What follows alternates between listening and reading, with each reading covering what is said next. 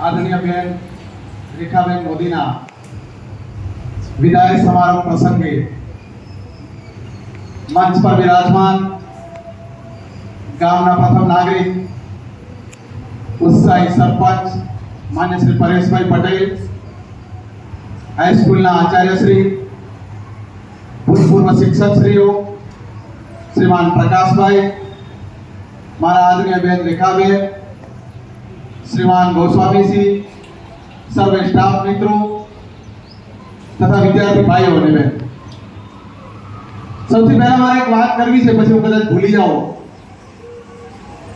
સરપંચ શ્રી અને આચાર્ય સાહેબને કહું છું ખાસ તો કે શિક્ષણ શાસ્ત્રમાં હું પીએચડી છું, એટલે આવું બધું ઓબ્ઝર્વેશન કરતો રહેતો હોઉં છું શાળામાં જાઉં ત્યારે. અને આવી સુંદર શાળા વર્ષો પછી મને જોવા મળી છે, એના માટે અને આચાર્ય શ્રી આવી સુંદર વ્યવસ્થા, બેઠક વ્યવસ્થાઓ નાના વિદ્યાર્થીઓ છે કેવું નથી પડ્યું કે તમે આમ બેસજો ને તેમ બેસજો ને અવાજ મત કરજો ને આવું કેવું નથી પડ્યું. એના માટે એના મૂળમાં સરપંચ શ્રી, આચાર્ય શ્રી, સ્ટાફ મિત્રો સૌનું મોટું યોગદાન હોય ત્યારે આવું બની શકે છે. આપ સૌને ખૂબ ખૂબ અભિનંદન. દોસ્તો, કોના ભાગ્યમાં એવું હોય કે પોતાના 1 થી 4 ધોરણના શિક્ષિકા બેન નિવૃત્ત થાય અને વિદ્યાર્થીને મંચ ઉપર સ્થાન મળે. મારા ભાગ્યમાં એ આવ્યું. 83 માં મારો જન્મ છે, 1983, અને 88 માં બેન નોકરીએ લાગ્યા છે.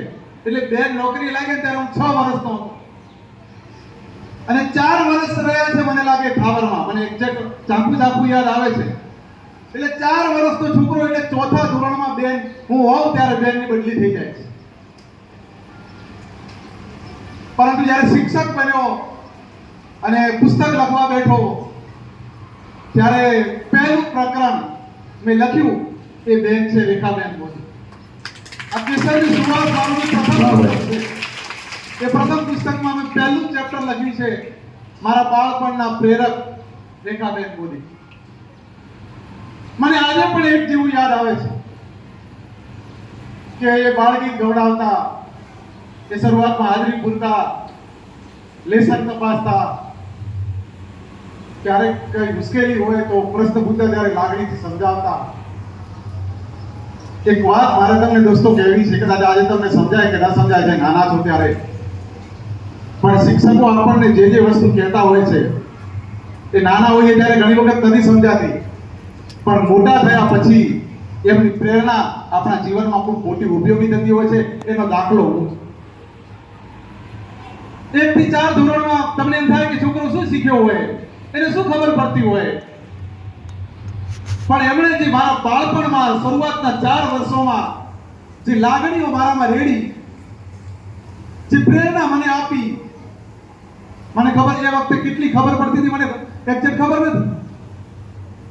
અને એના પછી તો શિક્ષણ શાસ્ત્રમાં પીએચડી થવાનું થયું, શિક્ષકમાંથી કોલેજમાં જવાનું થયું, પાર્ટીમાં કામ કર્યું, આરએસએસમાં કામ કર્યું, સંઘર્ષો પણ કર્યા.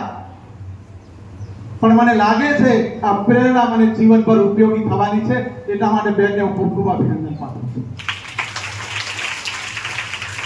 દોસ્તો, વાત તો ઘણી કરી શકાય. જાપાની ભાષામાં એક પુસ્તક છે તોતો ચાન કરીને, પેલા તો કોઈ વાંચ્યું છે, પ્રાથમિક શાળાની લાઇબ્રેરીમાં હશે. આ તોતો ચાન એક નાનકડી છોકરી, એનું નામ છે તોત્સુકો, અને પહેલી વખત શાળામાં ગઈ અને એટલી તોફાની છોકરી કે કંટાળી ગયા બધા, એટલે એની માં એક બીજી શાળામાં લઈ ગયા. અને એ શાળા ચાલતી હતી રેલવેના ડબ્બામાં. અને કહેવાય છે કે માં જ્યારે દીકરીની આંગળી પકડી અને લઈ ગઈ ત્યારે પ્રિન્સિપાલે એ દીકરીને શરૂઆતમાં 1 2 કલાક સુધી સાંભળી કે તારે જેટલું બોલવું એટલું બોલી નાખ. બરાબર ખાલી થઈ ગઈ ત્યારે એ પ્રિન્સિપાલ એને ક્લાસ તરફ લઈ ગયા. પ્રિન્સિપાલે એટલા માટે સાંભળી કે ખાલી થઈ જાય તો કંઈક શીખવા માટેની એની તૈયારી થાય. ખાલી હશે તો કંઈક આવશે. પહેલાથી જ આપણે સમજી બેસું કે મને બધું આવડે છે તો કશું આવવાનું નથી. અને એ રેલવેના ડબ્બામાં એ સ્કૂલ જોઈ અને આ નાનકડી બાળકીને ખૂબ મજા આવી ગઈ. રેલવેના ડબ્બામાં એ બ્લેકબોર્ડ ગોઠવેલું ને ટેબલ ખુરશી ગોઠવેલા ને પારીને મજા આવે એવું હતું એને આવું ગમતું જ હતું. બપોરના સમય ભોજનનો સમય થાય, થોડું પહાડમાંથી થોડું પાણીમાંથી આવું કંઈક અલગ અલગ ભોજન આપવાનું આવું નક્કી કરેલું, જેના કારણે છોકરાઓ બીમાર ન પડે. અને બપોર પછી પ્રેક્ટિકલ શરૂ થાય. અદ્ભુત શાળા હતી અને એ શાળામાં ભણીને આ તોત્સુકો નામની છોકરી એ જાપાનમાં સૌથી મોટી ટીવીની સેલિબ્રિટી બની. અને જ્યારે પહેલું ઇન્ટરવ્યુ એનું થયું ત્યારે એણે કહ્યું કે મારા યોગદાનમાં, મારા ઘડતરમાં સૌનો મોટો જો કોઈનું યોગદાન હોય તો યોગદાન છે મારી શાળાના પ્રિન્સિપાલનું, મારા શિક્ષકોનું યોગદાન છે. એક શિક્ષક શું કરી શકે, એક પ્રિન્સિપાલ શું કરી શકે, આ એનું મોટું ઉદાહરણ છે. આજે વધારે વાત તો નથી કરતો. તમને એમ થાય કે મારે બેનના પ્રિય વિદ્યાર્થી તરીકે અહીંયા આવવાનું થયું, એટલે સાચું કહું તો મને બેનની બદલી થયા પછી 35 વર્ષ સુધી મારે બેનને મળવાનું નથી. આ તમને નવાઈ લાગશે કદાચ. કોઈ સંપર્ક નહીં, ફોન ઉપર પણ ક્યારે વાત નહીં. દિશામાં જ્યારે આ પુસ્તકનું વિમોચન યોજાયું અને ત્યારે બેનને બોલાવવાના થયા, ત્યારે બેન આવ્યા અને એના પછી આજે મળવાનું થયું છે. સંપર્ક પણ નથી થયો, પણ એ લાગણીઓ હતી જે એ મને આ સંકલ્પ સુધી ખેંચીને લાવી.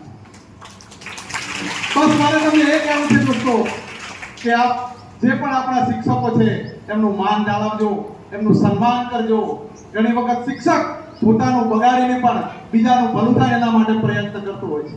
એના ઘરે કામ હોય, કંઈક આવું કામ આવી ગયું હોય, છતાં પણ પોતાના બાળકોને નુકસાન ન થાય એના માટે શિક્ષકો પ્રયાસ કરતા હોય છે.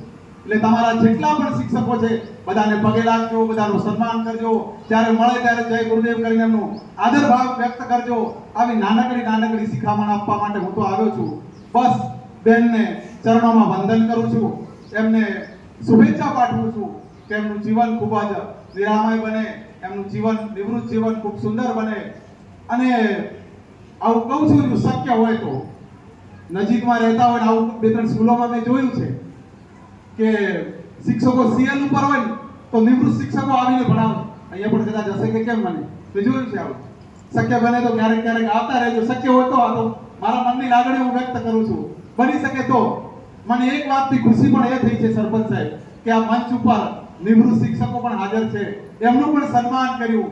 શાળામાંથી ગયા પછી ફરીથી શિક્ષકોને બોલાવી આપણે સન્માન કર્યું છે, આ પરંપરા પાડી છે. તેના માટે આપ સૌને ખૂબ ખૂબ અભિનંદન પાઠવી વિનમું છું. ભારત માતા